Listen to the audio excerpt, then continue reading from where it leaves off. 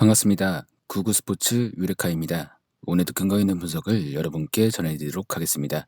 구독과 좋아요 부탁드립니다. 이번 영상에서는 K리그1 두 경기를 준비했습니다. 저희 경기 분석에 앞서서 국내 최대의 정보 무방을 무료로 초대해드리고 있습니다. 영상 아래 고정 댓글 클릭 후 메시지 주시면 무료로 초대해드리고 있으니까요. 많은 참여 바랍니다. 첫 번째 경기는 제주 유나이티드 대 전북현대의 K리그1 24라운드 수년 경기 일정입니다. 24일 오후 3시 제주의 홈인 제주 월드컵 경기장에서 펼쳐지는 경기인데요. 먼저 홈팀 제주에 대해 분석해드릴게요. 제주는 시즌 초반 남길 감독 측 짠물 수비가 더욱 짙어지면서 차곡차곡 승점을 쌓는 듯했습니다. 하지만 남 감독의 강압적인 지도 스타일이 문제되면서 선수단과 불화설이 제기되는데요. 선수단 내 뒤숭숭한 분위기가 지속된 가운데 시즌 중반 순위는 곤두박질 칠 수밖에 없었습니다. 그래도 선수들의 기본적인 실력이 좋다 보니 완전히 무너지지 않았는데요. 선수들끼리 똘똘 뭉쳐 후반기에 들어갔고 FC서울, 인천 유나이티드, 광주 FC를 상대로 3연승을 달리며 조금씩 순위를 끌어올렸는데요. 최근 흐름도 좋았습니다. A매치 휴식기 직전 포항 스틸러스와 성남 FC를 꺾고 다시 연승을 달렸고 휴식기 동안 치러진 수년 경기에서 강원 FC와 2대2로 비겼는데요. 제주의 힘은 공격에서 나옵니다. 특히 최전방 공격수 주민규가 올 시즌 15골을 터뜨리며 득점왕 경기를 펼치고 있는데요. 지난 강원전은 결장했지만 이번 전북전엔 문제없이 출전할 것으로 보입니다. 외국인 공격수 제르소도 후반기 들어 완벽히 적응한 모습을 보이며 에이스로 거듭났는데요. 중원의 이창민도 강력한 한방을 갖고 있기 때문에 전북이 만만히 볼 팀은 아닙니다. 다음은 원정팀 전북에 대해 설명드릴게요. 김상식 감독 체제에서 새롭게 출발한 전북은 전반기 막판 급격히 흔들리긴 했지만 A씨의 조별리그 대회 참가를 통해 반등에 성공했습니다. 고민이었던 중원에 백승호가 완전히 자리 잡았고 왼쪽 측면 수비수로 김진수가 영입되면서 모든 구멍이 사라졌는데요. 후반기 첫 경기엔 수원FC에 충격패를 당하긴 했지만 이후 3연승 포함 6경기 무패 행진을 달리면서 울산현대와 치열한 선두 경쟁을 이어갔습니다. 최근 분위기도 좋았는데요. A매치 휴식기 전까지 수원삼성, 광주FC, 인천유나이티드, 강원FC를 차례로 꺾고 4연승 포함 리그 6경기 무패를 이어왔습니다. 6경기에서 5승 1무를 기록했는데 유일하게 승리하지 못한 한 경기가 울산전이었습니다. 하지만 전북의 문제는 아이러니하게도 분위기인데요. 전북은 지난 주말 울산과 A씨의 8강전을 치렀는데 2대2로 비긴 뒤 연장승부 끝에 패하며 분위기가 급격히 다운됐습니다. 특히 팬들의 실망감이 상당한데요. 일부 팬들이 김상식 감독의 경질을 외치면서 단체 행동까지 보이고 있는 상황입니다.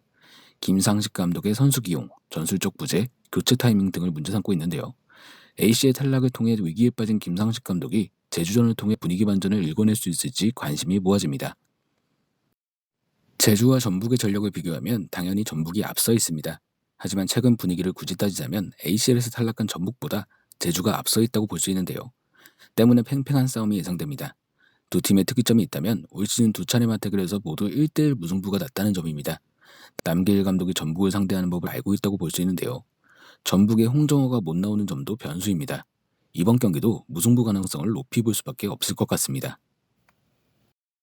두 번째 경기는 대구FC 대 수원삼성의 K리그1 24라운드 수년 경기 일정입니다.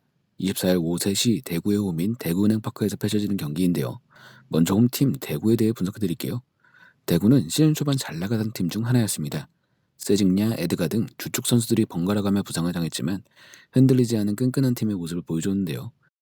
특히 이용래가 중심이 된 중원이 기대 이상의 모습을 보여주며 팀의 중심을 잘 잡아줬습니다. 하지만 스쿼드의 폭이 얇다 보니 체력적 한계에 봉착했는데요. A씨의 조별리그 이후 급격한 체력자를 보여줬고 후반기 초반 들쑥날쑥한 결과를 반복하면서 선두 경쟁에서 멀어졌습니다. A씨의 16강에서도 나고야 그랜퍼스에 패하면서 탈락했는데요. 그래도 대구의 힘은 강했습니다. 포항 스틸러스, 울산현대, 제주 유나이티드를 꺾고 연승을 기록했고 수원FC, FC서울과 차례로 비기며 무패를 이어갔는데요. 이용래의 시즌아웃 상황에서도 이병근 감독의 지도력 아래 적절히 선수들을 기용한 게 팀의 상승세의 비결이었습니다. 그 결과 3위권은 확실히 확보할 수 있었는데요. 다만 아직 파이널 라운드가 남은 상황이고 다음 시즌 ACL 출전권이 걸려있기 때문에 마음을 놓을 단계는 아닙니다. 다음은 원정팀 수원에 대해 설명드릴게요. 수원 역시 전방위까지만 해도 대구만큼 잘 나갔습니다. 전방위까지는 울산현대와 전북현대의 양강체제를 무너뜨릴 수 있는 대항마로 평가되는데요. 하지만 지난 여름 고승범의 갑작스러운 입대와 주전 선수들의 연이은 부상 속 급격한 추락세를 보였습니다. 한 번 팀이 흔들리니 걷잡을 수 없을 정도로 무너졌는데요. 그 결과 FA컵 포함 11경기 무승의 늪에 빠졌고 현재 순위도 상위 스플릿도 장담할 수 없는 상황에 놓이게 됐습니다. 그나마 위안은 최근 3경기 중 2승을 챙기며 반등에 성공했다는 점인데요. 부상 중이었던 김건희와 정상빈이 돌아왔다는 점은 긍정적이었지만 권창훈이 발목 부상으로 이틀 있기 때문에 중원과 공격에 대한 고민은 여전한 게 사실입니다. 하지만 수원은 다른 것을 생각할 겨를이 없습니다.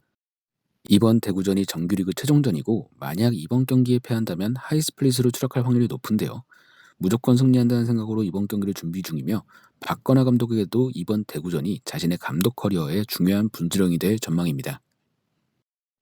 대구와 수원은 올 시즌 두 차례 맞대결을 펼쳤습니다. 대구의 홈에서 열린 첫 경기에선 대구가 1대0으로 승리했고 수원이 홈에서 열린 두 번째 대결에서는 1대1로 승부를 가리지 못했는데요.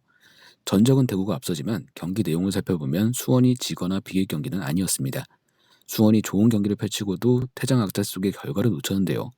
이번 경기도 수원이 경기력에서는 앞설 것으로 예상되며 동기부여 역시 충만하기 때문에 같은 결과를 반복하지 않을 것으로 보입니다. 수원의 강승을 예상해 보겠습니다. 자, 오늘은 K리그1 두 경기를 분석해드렸습니다. 언제나 스포츠에 100%는 없습니다. 선택은 여러분의 몫입니다. 더욱더 좋은 분석으로 찾아뵙도록 하겠습니다. 구독과 좋아요 한 번씩 눌러주시면 감사하겠습니다. 국내 최대 정보공유 후방 무료로 초대해드리고 있으니까 영상 아래 고정 댓글 클릭 후 메시지 주시면 초대해드리도록 하겠습니다. 지금까지 구구스포츠였습니다.